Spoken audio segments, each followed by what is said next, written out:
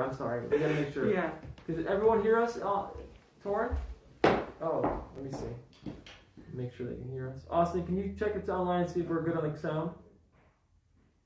We'll be okay. Yeah. Samra Brouk. Yeah, we're good. They can see us. All right. Okay, so I'm here with Samra Brouk. I said it wrong. I apologize. Let me make sure they can see us at home. Give me 1 second. They can see us. It's a beautiful setting, but. All right.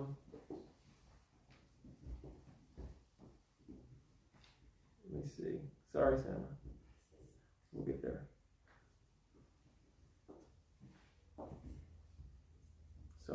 So we're going to start talking. Austin, if we can't hear us, you tell me, okay? Samra, who are you? Tell the people at home. Hi, everyone. I'm Samra Brouk, and I'm running for State Senate in the Democratic line in the 55th District. So that is the district that overlaps with Nate McMurray's district for a bit in Ontario County, and also have parts of Monroe County as well. So we had an amazing, get together. Yeah. And we're in Victor, New York. Man, it was the greatest. It was incredible. So many people showed up, social distancing, and still got to get excited. We're at this beautiful home in Victor, New York. Cindy's home, one of the supporters of my campaign, and also now Samra's campaign. And the grass was full of people, this beautiful grass, and this beautiful white house with an American flag flowing. It looked like a photograph. It really did. It was beautiful. It really did. And Samra has been running in the 55th District. That's the area from Irondequoit all the way down through Rochester. Yep, through Rochester. Right down to the end of Lake Canandaigua Lake at Naples. Yep, exactly. So what's that like? Well, it's a big district. It's about 60 miles long. So just for folks at home, it starts up, like you said, in Lake Ontario. It starts in Irondequoit, goes through part of the city of Rochester, then goes into some of the Monroe County suburbs like Pittsburgh, Perrington, Penfield, Mendon, and Rush. And then you come down into Ontario County, where we are today, starting in Victor with a straight shot down to Naples. And I'm actually honored to have the southern tip of Canandaigua Lake because it's absolutely beautiful there. And so, this campaign has been about reaching people in every corner of the district and being able to talk to people, whether they're in Naples, Victor, Rochester, Pittsburgh, or up in Irondequoit. And so, we've had a year now to be able to visit folks all over the district. And, my own family is from this district, so it means a lot to be able to reconnect with communities and hear what's on people's minds. Because I think, people are excited and engaged. It's 2020, and they want to see folks out in their communities and listening. So Samra, listen, that's quite a district. Yeah. Because let's talk about Irondequoit at the top is suburban. Suburban, yeah. And you have some beautiful parks there, though. Holy cow. Do you have Seabreeze in your district? Close, yeah. Just outside the district? Yeah. Okay. So Seabreeze is the beautiful amusement park up there. Yes. Classic old school amusement park. Jackrabbit, yeah. And then you go down from, it's suburban, and then you go into Rochester, you have parts of the city, right? Yeah. So, and then you go down further, you have kind of upscale suburbs. Yeah, wealthy suburbs, and then you have classic Finger Lakes country. Yeah. Canandaigua and Naples. Mm-hmm. And what's Naples' favorite? Because some people back in Buffalo side of the district, in my district, don't know maybe Naples. Can you talk about Naples and Canandaigua a little bit? Yeah. Well, first of all, if you go to Naples, you have to try the pie. The great pie. That's a must-do when you go to Naples. They have an amazing festival every year, which obviously this year it's tough. We aren't able to do that, but vendors come from all over and really fill up the entire village. And it's really a vibrant village community down there. And it's very rural, just like a lot of our communities in Ontario County. And so beautiful areas to go, good wine, always putting a plug for that. Yes, they have, there's a big winery there, what's it called? Something Cat.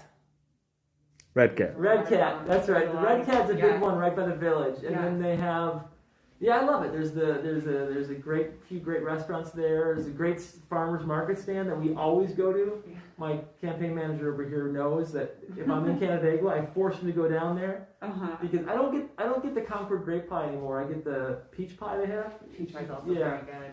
So I'll get that, and my campaign manager knows. I'll put it on my lap, and I'll drive home, and I'll eat with my hand. No forks needed. I'll be so hungry by the end of the day. I'm like, Yeah. I'm getting this pie. I don't care. Yeah. Sorry That's what campaigning is. Sometimes you have to eat a whole pie.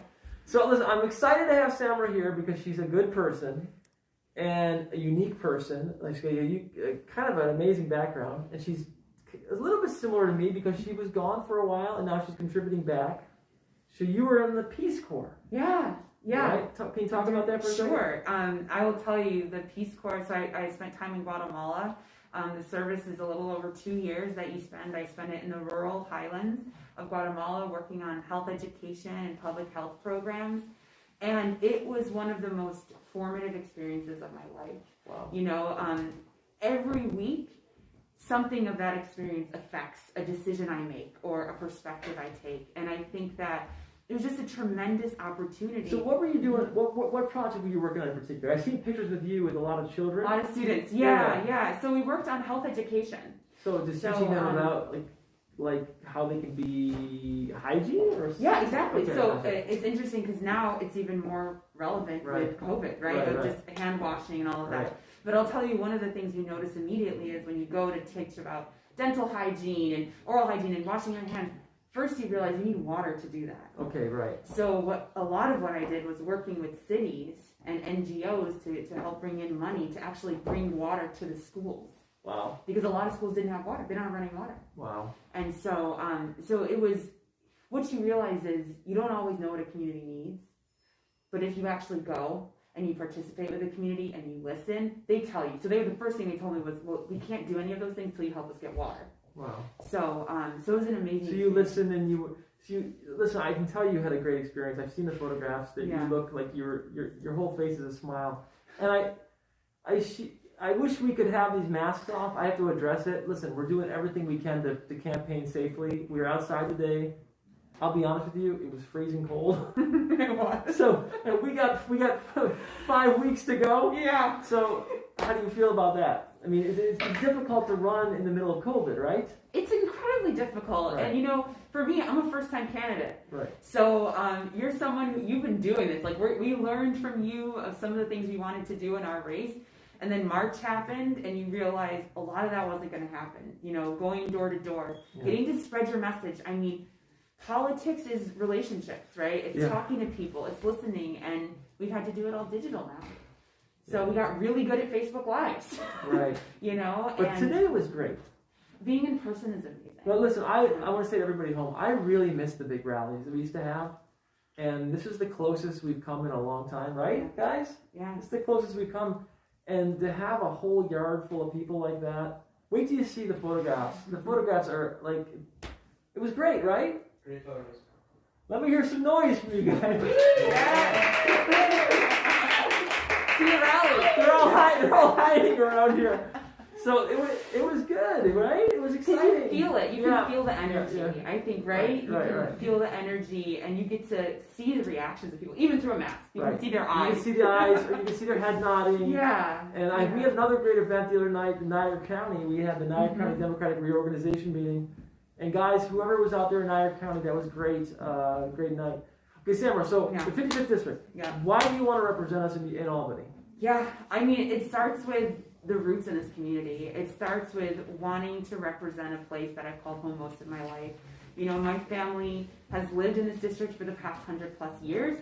We've been from the city, suburban, and rural parts of this district, and we desperately need someone to represent us who has walked in the shoes of our community members. So I met her grandfather today. Can I talk about this? Please, he's wonderful. So her grandfather is like, he legitimately looks 40 years old. Like he looks super young, and he's got like young clothes on. He's very fashionable. He ran up to me. He worked at Kodak. Yeah. So he worked at Kodak for years. He's from Bloomfield. Yeah. So he's super dynamic. By the way, he was a Republican, he told me. Yeah. He said back in the old days you had to be a Republican to get employed at Kodak. I don't know if it's true or not, that's what he claimed. Yeah. So, but he was very exciting and just fun to talk to, a real people person. But when he talked about you, I want to talk about this, he had his mask on, his eyes were full of the biggest tears. He loves you so much, and I could see how proud he was. And I wanted you to win anyway, but just talking to him, I'm like, I want you to win for him, because he was so full of love for you. And could you talk about him for a second? And just that you obviously have a very supportive family. Yeah, the whole family was out tonight. I could see how much they love you and how much proud they are of you. Yeah. So I'm sorry to bring it up and make it, but No. I want people at home to know what's going on. Like, you're from this area, you love this area, and you have these wonderful people, and I think people should know about it. Yeah, no, I'm always happy to talk about my grandparents, and I'll tell you, you should know, my grandfather, when he heard that, 2 weeks ago, he heard I was going to be here with you, and he said, well, how do I get there? Do I have to donate? And I said, well, yes, you should, but he was really excited, so I'm glad he tracked you down to talk to you. But you just said it, though, one of the first times I considered running for office was actually going to church with my grandparents. We, grew up going and teaching Sunday school down at St. Peter's Episcopal Church in the village of Brookfield. And I remember sitting there with a lot of the women who taught me in Sunday school, who are my choir directors, who are now like my grandparents in their 80s and 90s, who also look just as great. But listening to them just talk about how their kids left, their grandkids are leaving, the church is running out of money. They don't know where they're going to survive. And I remember sitting there and thinking, these people literally made me who I am, right? And they're still here fighting for their community. The least I can do is to come and fight beside them. Oh, I feel sorry. I'm sorry to be so emotional, but I could feel your sincerity. To the people at home, I don't want to leave Western New York. This is where I'm from. This is what I care about. I love this place. But we have to be honest, it is falling apart, literally. Not every place. Like, we're in this town right here, it looks like heaven. But there are parts of our region that are really struggling. Farms that are struggling. People that are struggling. And what you said, it's not just the churches. I've talked to so many people from civics organizations and from the Lions Club to the League of Women Voters. They don't have any young people involved. And I want to hear your thoughts, but I also want to say, we need her to be in Albany. Okay? Would you want somebody... I don't even know who your opponent is, really. I looked them up a little bit, but I know you. And can you imagine having somebody like this with this background, with this passion, with these roots, representing you? Do you really think she's going to vote against your interests? I mean, I want to grip everybody out there and shake you by the lapels and say, what is wrong with you? You're picking somebody to fight for you and represent you. You don't think someone like this, with these values and this family background and this diligence and this kindness in her heart that went to help kids in Guatemala, is not going to fight for Western New York? Sorry, go ahead. I want to hear you. So, but you can see what we're seeing. It's fading. That's why we're going to lose a congressional seat, right? Because there's too many people leaving. Go ahead. I want to hear your thoughts about that. No, I mean, I think everything you said is right. And for me, I don't think either of us take being public servant lightly, right? I think we both move very deliberately into this space with the idea that we are representing a community, but more than that, that we are of that community. And that's a big onus to hold on to. And so I feel like it's an incredibly, even as a candidate, I can't vote on legislation yet, right? Not until January, hopefully. But to feel the gravity of the responsibility that we have for people's lives. And so that's why I do get it is personal, right? To talk about like my grandparents and the fact that I've had a conversation with them. And again, 80 and 85 years old, worked longer than I have been alive, now retired, hoping to enjoy their lives, and conversations around making choices between a car payment and heart medication. I can't hear those conversations anymore, and I think that people are looking for courageous leaders who are willing to put themselves out there, right? Willing to go in to talk to people in their front yards and on their porches.